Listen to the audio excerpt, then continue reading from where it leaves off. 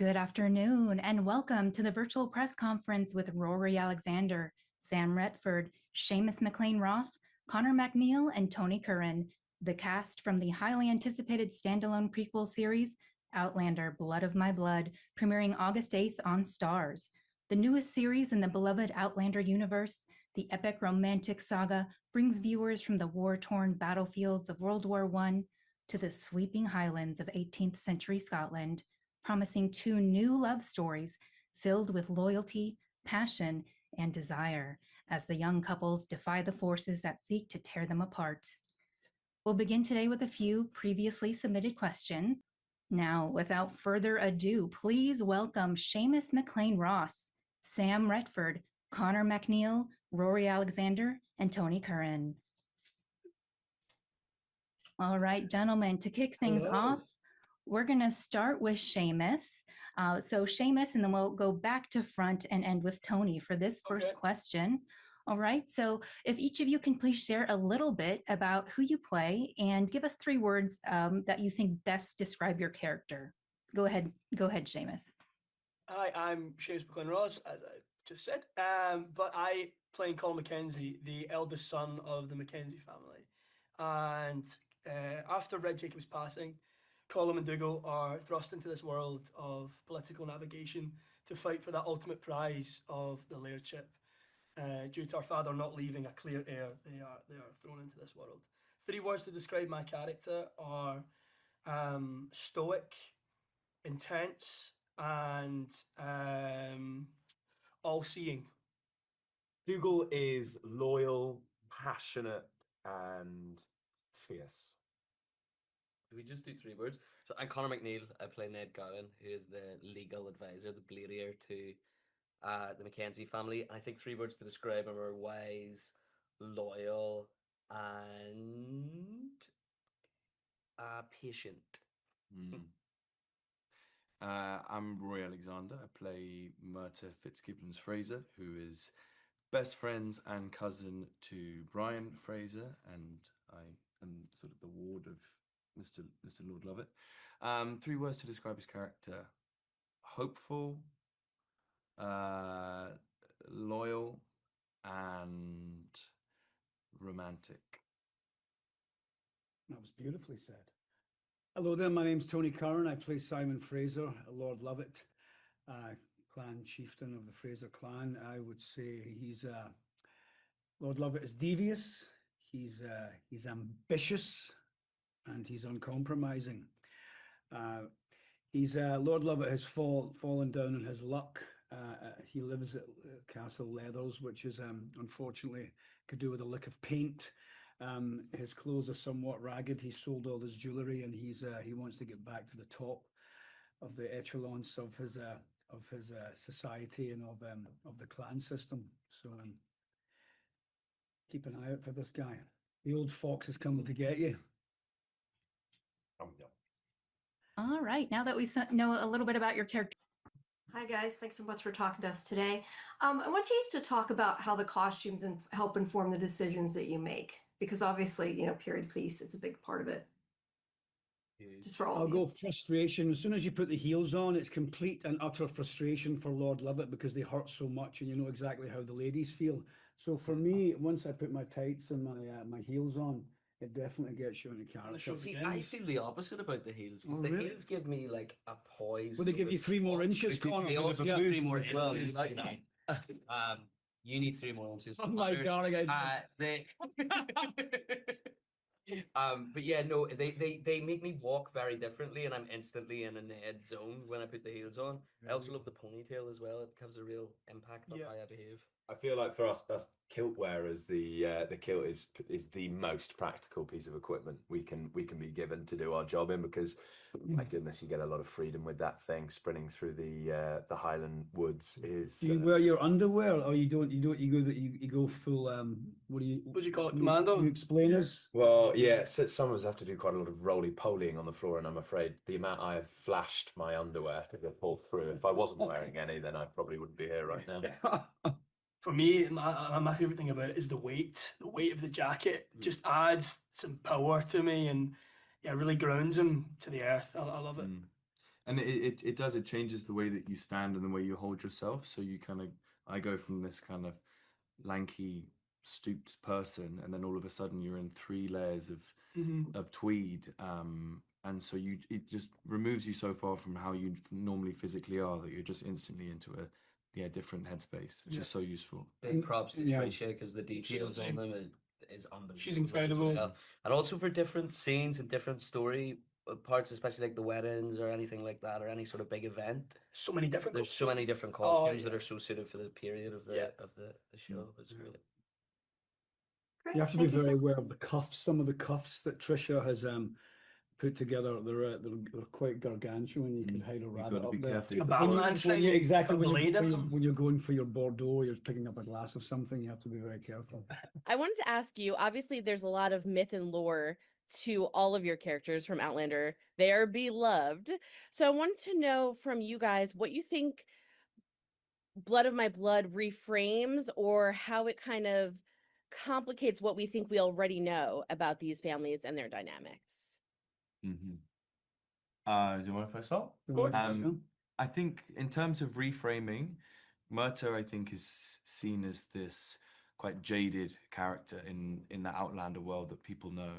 So the opportunity to go back sort of pre-trauma, as it were, to see him on the other side of that when he's pretty wide-eyed and has high hopes for himself in the world is a bit of a gift, because we kind of know where he's going to end up, but how he gets there, is going to be this kind of journey of highs and lows. So that's kind of the freedom of being like, actually, he might get his day in the sun, even if we know he doesn't necessarily end up there, which is a really fun thing to be able to show people who are interested in his story. I think the same with Ned, actually. Whenever you see him towards the end, he's very wise and he's an old sage in Outlander. And this version, you see a fieriness in him that wasn't necessarily there in the other show. And it's kind of the journey of how he learned to become this sage old man. Especially putting up with what these guys put him through. It's his kind of university in a way for it. It's a fantastic privilege to be given the blueprints essentially and the end goal, and then you as an actor be able to fill in those gaps. And there is an infinitesimal amount of obstacles to be bounced between that allow us to end up at the Dougal, Colm, Ned, and Murta that we know and love. That's a great word. It's a great use of the word. Great word. Great word. Yeah. Is it me? Yeah. Should I say something? Should I say, my old friend Clive Russell in Outlander played Lord Lovett originally when you first see him with Jamie and Claire. Going back to the sort of genesis of where a lot of these characters come from, it's lovely to get the opportunity to play someone who actually existed. Simon Fraser, Lord Lovett, fought in the Battle of Culloden before he was decapitated a few years later in the Tower of London.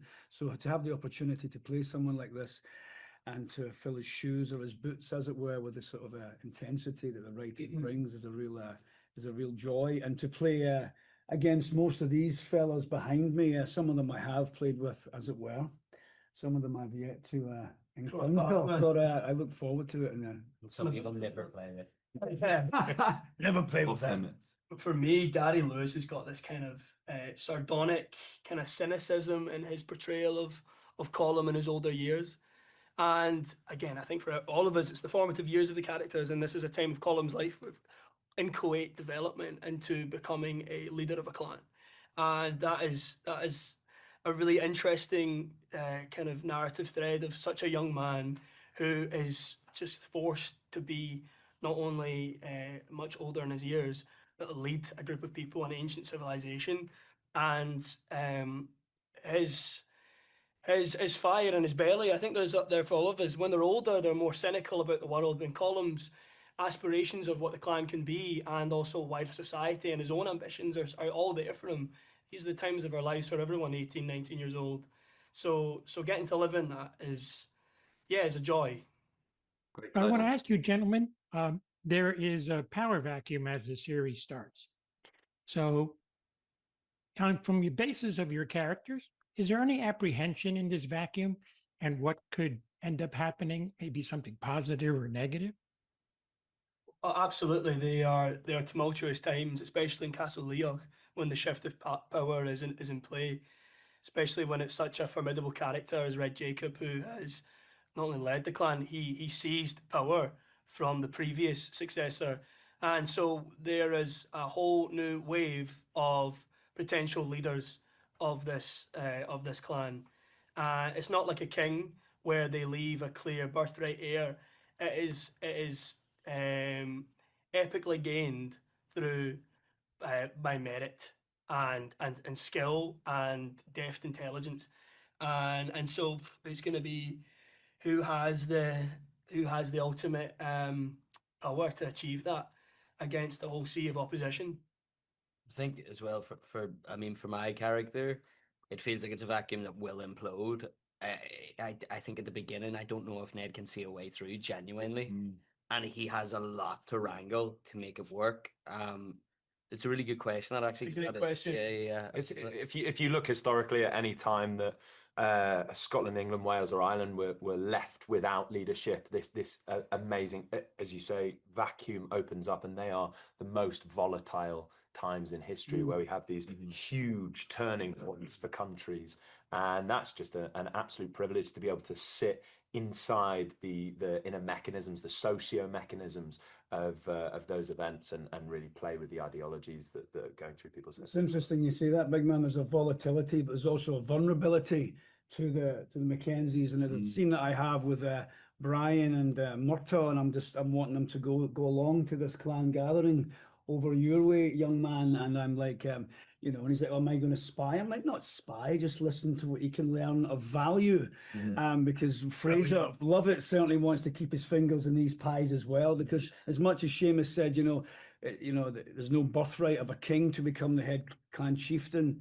You know, Ned is obviously trying to keep these two quiet and keep them peaceful, and find someone who will lead the Mackenzies with dignity and with strength. But at the same time, there's a deviousness to who's going to become the next leader as well. Also, you see opportunity in that vacuum as well. Oh, absolutely, yeah, most definitely. It's not fair game. It's pretty Machiavellian stuff, isn't it? Absolutely. It means every piece of information is valuable. No one can be like tunnel visioned and have their set plan. So people's plans have to keep changing because the power structures are so unstable, which is where you get so much conflict. The Scots can never agree on one thing. Certainly That's our problem. Murtaugh seems to be love at first sight when he finds Ellen. Is that something that he's sure of it's love, or is it something else that's really connecting these two?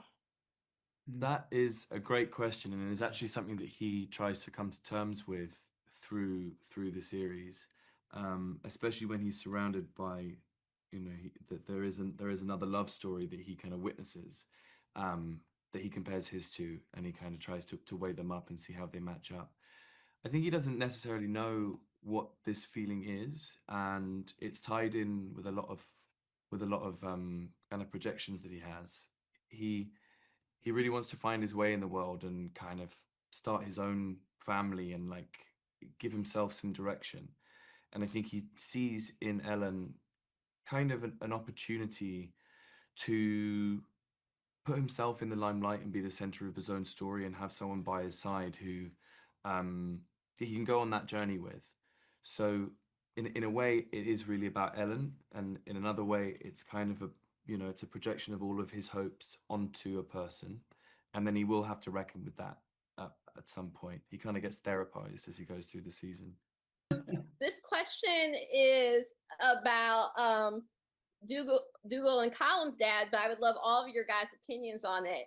Do you think he did not choose a laird mostly as another way to stick it to them in death? Like, there had to be a decision, but do you think this was another way of him kind of being a bad dad and giving them another issue to deal with, the money issues and all of that, instead of making a decision like they needed to?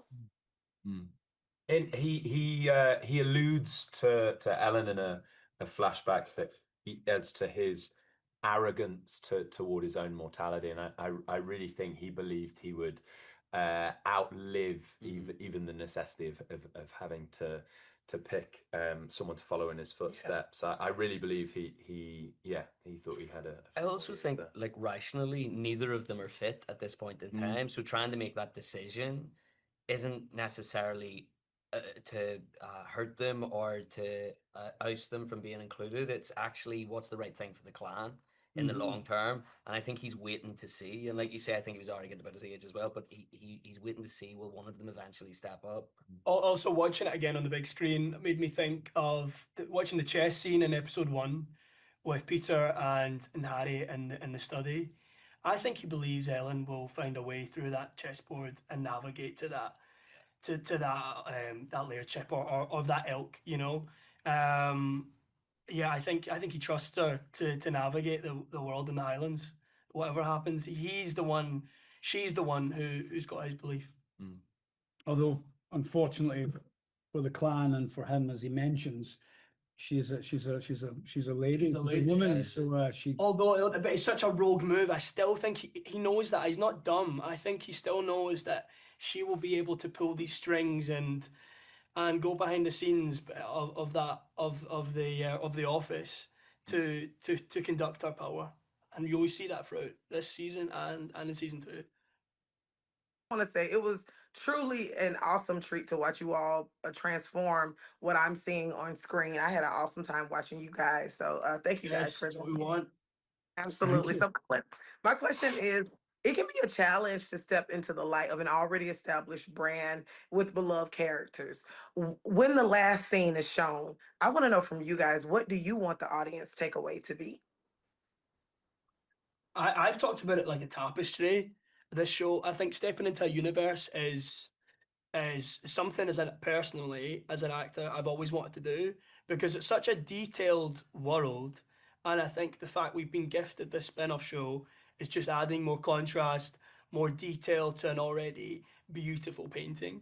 I just hope fans are more entrenched in the story and see how complex these favorite characters' lives truly are, and the years of their lives that you've not already seen. I think it's just adding more depth and more drama to a brilliant story. Yeah, you're getting a new perspective on characters you know and love so well, but you're getting the journey of how they got to be the characters that you know and love so well. So you're seeing an entirely new version of them in our show, I think, which is exciting. I hope it changes people's minds about certain characters, you know, to be able to give people so much more context, as Seamus said, could really inspire a shift in how those characters come across and the reason behind a lot of their decisions, which objectively might not align with what fans want to happen, but this at least allows a little window into the soul of where they're coming from. Yeah.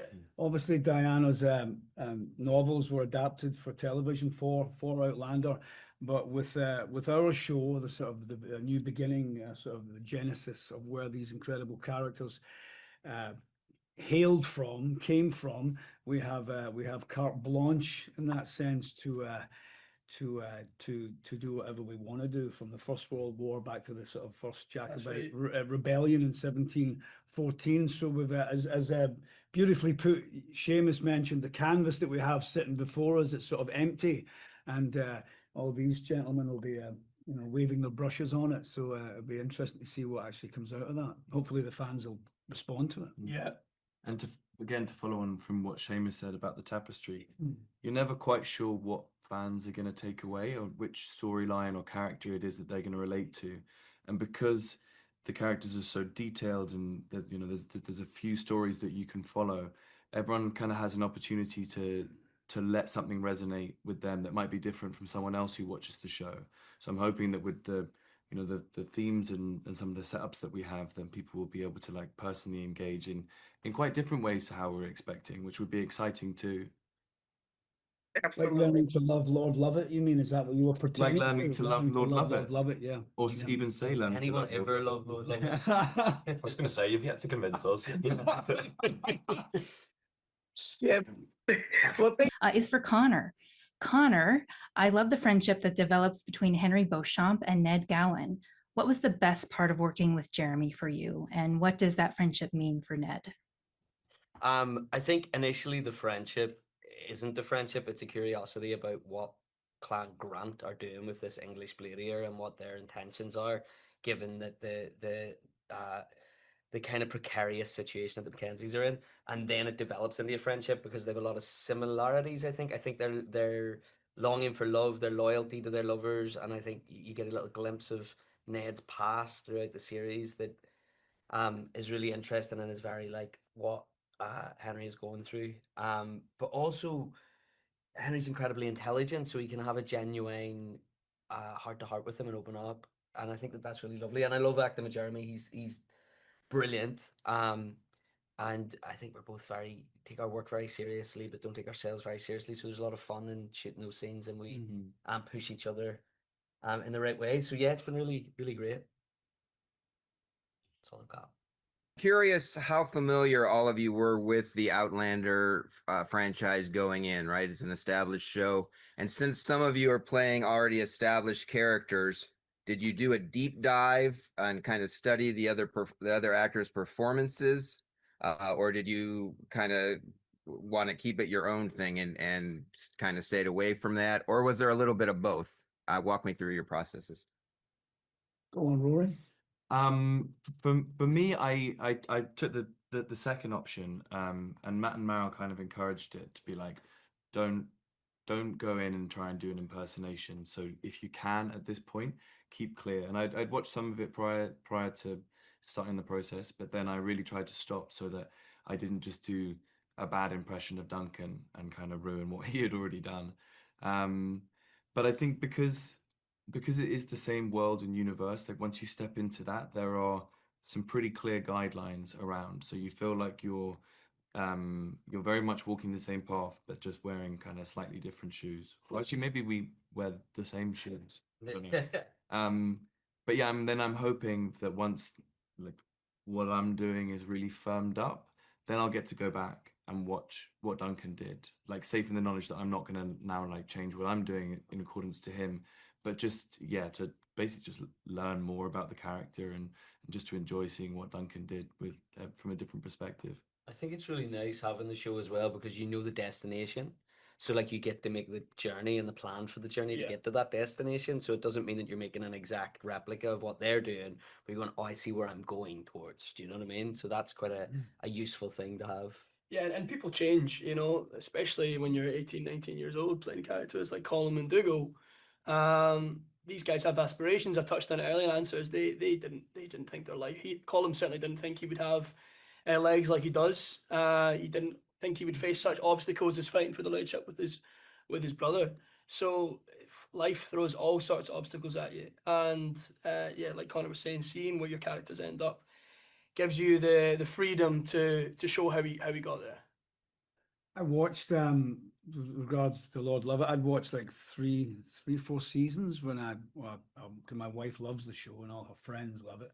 And I'd watched quite a lot of it, but I went and did a sort of historical, political deep dive into Simon Fraser.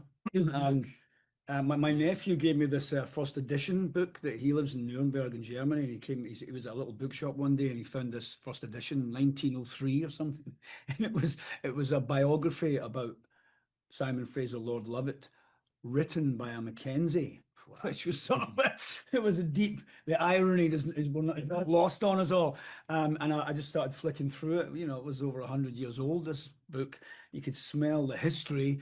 And then, you know, there was all these incredible little fruits of little gems about how how Lovat played both sides. He'd play the Jacobites, he'd be with the Redcoats, and you know, this individual, by all means necessary, what he wanted to do, he would do to get back on top of the to the glory days, as it were. So I think any actor doing a little bit of research like that is always helpful. You can find some gemstones. And then all of the sort of art and design then leads to the characters, leads to us bleeding into the characters rather than us replicating them. I think it's down really to the writing and the costumes. You know, you are physically stepping into those shoes. Yeah, and apart from me, I've got size 12 feet, and Graham had a little like sort of size 4 women's feet, I think. So unusual, yeah, really quite unusual.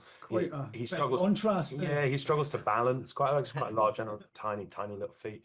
But yeah, all of that sort of that sort of does the work. He's going to kill me for that. All of that sort of does. He didn't want the public to know as well. I had to sign Oh, they an do now. NDA. Hi, Graham.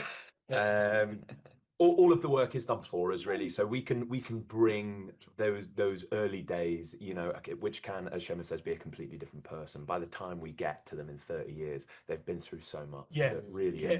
it's open to Maybe the audience. unrecognizable, really. Yeah. Is for Seamus and Sam. Seamus and Sam, the notes state that Colum and Dougal are on the same quest, but only one can be chosen as Laird. How did you and Sam work together to establish the sibling rivalry and tension between your characters? Said this before, I'll say it again. First time I met Sam as Dougal, he really pissed me off. He really annoyed me. It was just so easy to All those shoes. yeah, to say, exactly, to act with hatred. I mean, yeah, I mean, it was just really fun to act with Sam. The scenes are so good, and Sam just has this presence as Dougal that just infuriates Colum. Every attempt Colum tries to make of trying to reason with him, trying to lecture him, trying to assault him with his kind of onslaught of abuse towards him, of how frustrating he finds him. Dougal just rejects it, and likewise with Dougal to Colum, the two of them just don't listen to each other, which makes for just a fire in your belly because it's just so infuriating. Yeah, I think our Lord and leader Matthew Roberts is mainly responsible for the frustration that I feel within scenes. It's so easy to play when the writing is essentially sketches out these journeys where they are having a monologue, even when they're talking to each other, because neither of them are listening to each other. They just both keep hammering down this same path, and it's so frustrating as an outsider to look into that, and you have so much empathy for it because you're just like, please listen to each other, and that's where our gorgeous Ned comes in. They're incredibly stubborn, aren't they? The pair of them. Yeah. God, Ned's got a heck of a job to do. Mackenzie's Can't great. you find a middle ground? And poor Ned's like, Well, pulling I his think hair out. we want to get the reward of seeing that, because in the original show you see them come together and there's a much more mutual respect than you see in our show. So this show will show how that came to be. This show will show. Show will show, baby. Show must go on. I'm a show off. Show business. Thank Question for all of you. I'm Irish. What That's okay. do you? Scottish. I'm Scottish. Scottish. Scottish and Irish. Yeah, Oh, yes. What do you like or dislike about your characters or about portraying these characters? I like the fact that he's got this single-mindedness, Lord Lovett. He's got this sort of drive, this ambition, this uncompromising attitude, that is pretty impressive, but is also extremely dangerous. I admire elements of that, but apart from that, playing a megalomaniac narcissist, there's not much else that I would want my children to be like Lord Lovett, frankly. Right, But right. his single-mindedness and his drive, I think, is very impressive. There you go, put that in your pipe and smoke it. Yeah, Dougal's less talking, more punching attitude is extremely fun to play. It's something that doesn't require too much meditative thought, and that is that's great fun to go to work and do. I love the kind of masked male vulnerability that Colum has of trying to be a man, whereas he feels all at sea inside himself. I think that's just so fun to play and something I like. Every guy can connect with. So that's really fun. I love Ned's patience. I would love to have more of Ned's patience, and also his quick fire solutions that he somehow just pulls out of thin air at times. I would love to have that. Could all do with that. Yeah. He could do with that while working with us, to be fair. Yeah. True. Needs it. I need a little more patience with both of them. Just a little bit. I wish my character was more like my character in Call the Midwife. But it's Shout out. It's shout out called Midwife. It's a different time period. Mert is very wide-eyed. He's full of hope. He's a bit like a clown who keeps getting knocked over and he just kind of springs back up again, like covered in slightly more mud and like with a slightly bigger bruise. And he's not resilient, but he does just keep bouncing back. which I admire. But sometimes I just wish he'd stand up for himself a little bit more and maybe not always bow down to what this man tells him to do. So my Fabulous. question for you guys, well, I've watched the first 6 episodes and I'm in love. I could watch them over and over again. You guys did such a great job. And I think that the Outlander fan base will also feel the same way. So thank you so much. You're welcome. My question is, from this moment, right this moment on, go back to when you found out that you got the part. What has been the biggest pinch me moment for you personally? Was it going to the castle?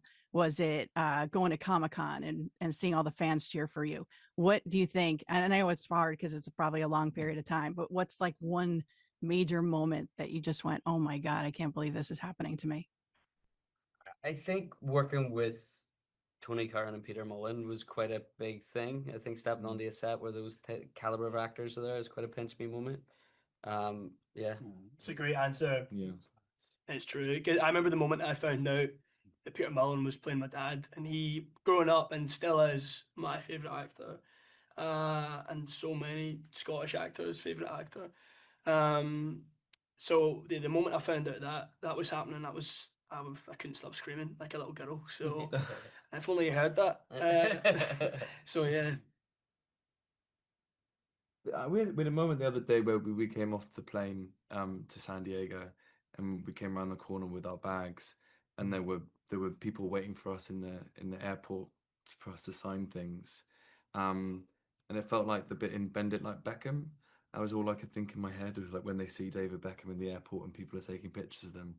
That's sort of my life goal has been to be a bit like David Beckham. So that was my 30 seconds of Beck. Start wearing a sarong. Yeah. So Just for practice your life first. Work on that accent as well. Victoria. I think definitely. I've lived in Los Angeles for a while, and definitely a lot of the posts that everybody's been posting, with Hermione and Jeremy and Harriet and Jamie, up on these incredible billboards in the Sunset Boulevard and all over Los Angeles has been very cool. But then getting here and then getting to hang out with these guys and the rest of our cast in LA and going to the premiere was a real sort of you felt that the energy of that Outlander world come through, and it sort of fills you up, and it's like, whoa, there's a no pressure, but it felt very real and very sort of it's a big old show, and it felt, it was definitely a moment. It's incredibly rare as well to turn up to a premiere where the fans are already there. They know your character, they know everything about them, they know about the world. That's because for us this is a new show, right? But yet it has this established base of fans there who are so supportive, and that's quite a bizarre and brilliant experience. And also the fact that I don't know, but me and Conor got together. I don't know if you noticed or anybody knows this, but because the red carpet is normally there, because we're blue eyes and redheads, we asked for the blue carpet. And I just thought at first they were joking and it wasn't ever going to happen, but they did. They brought the blue carpet, which is incredible, wasn't it? Incredible. That's a true story, by the way. True story. That was a pinch. Just for the gingers. Just for the gingers. My autobiography. Forward by Conor MacNeill. If I could put my actor hat on, I'm a fellow actor. I'm curious from you guys, with a series like this that blends a lot of romantic situations as well as action sequences, what do you get most nervous about?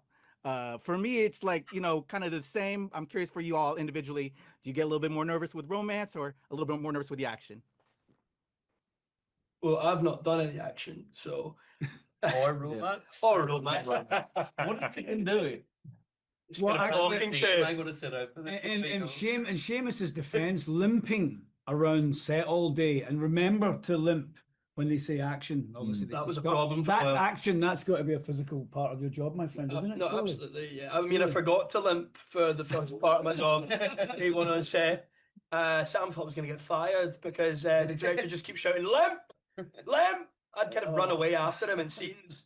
So yeah, that was an obstacle enough in itself. I think there's obviously a lot of sensuality in the show. There's a lot of sexuality and action. There's not much. It leaves no stone unturned. But I think I remember the first time, if I can say, the first time I came on set was the first scene that you see me in episode 1, and you always get a little bit nervous because obviously it's the Outlander world, but coming up on that balcony the first time was definitely a little nervous. What's so funny? Nervous. I was nervous. Rory? But anytime I take my clothes off, I'm always nervous for everybody else, So I think the big emotional scenes are the ones that I think about the most. Action, it's great, but like you have a lot of adrenaline and there's like all the stunties around you, and it just makes it did easy. you fart? Is that why you're laughing? What happened here? Something happened. The Mackenzies are always trouble. I'm so sorry. I'm not laughing the show, so I'm just letting it out now. Sorry, Rory. It's legal time. No, you guys move on. I don't have any Sort romance these two out. Sort these two action, out. so I would say whenever we come to work, everything is geared towards us feeling as connected as a team as possible, and it's very hard not to feel excited when you rock up. And everyone's purpose there is to make the show look and feel as great and entertaining as possible, and just to blend into that family and have fun creating something on the day. I'd say it doesn't feel like you're making this massive show. It feels like you're playing and creating with friends and making a really fab piece of entertainment. Well, thank you, gentlemen. It's a Well pleasure to said. chat with you. Well The show's said, amazing. Mackenzie. Cheers, Keep mate. on it, lad. Can I ask you what do you get most nervous about? The action, to be honest. Especially after recent events with like Alec Baldwin and all those kind of things. Did everybody do their job? Yeah. But I would say it's about equal amounts of nervousness. Yeah, just nervous.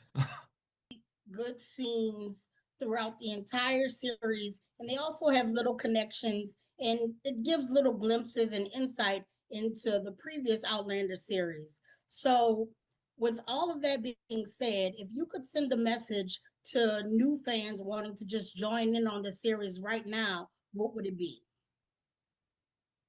I think you're getting elements of the characters you love so well that you've never seen before, and I think you're seeing aspects of the journey of how they all ended up where they end up, and how those characters became who they are in Blood of My Blood, which isn't in Outlander. So for that, I think come watch Blood of My Blood. The show's so beautifully crafted in the way that it stands so firmly on its own foundations, and yeah, there will be so much in there for the for the fans of the original show, so much more that they can extrapolate, all of these Easter eggs. There's another dimension of fun that can be taken away from the show. But like I say, it really does stand as a piece on its own. And you don't need any advice, only to come and switch on and switch off. I think an origin story is always fascinating, going back to where we hail from, and how these men and women and these clans and these people traveling through time, how that came to be. What was it, Jamie's parents and Claire's parents, how they actually how did they travel through time or not? And I think that's a fascinating element of the story as well, with the feuding clans. So hopefully people will tune in, because it's going to be a hell of a ride. There's something for everyone, isn't there?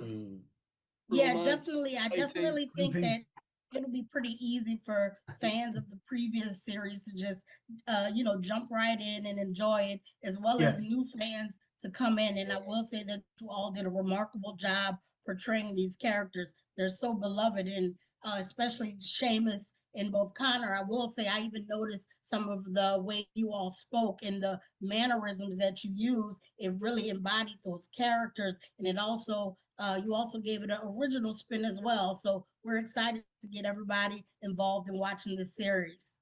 Yeah, so true. I mean, like, I'm sorry if I may be so bold.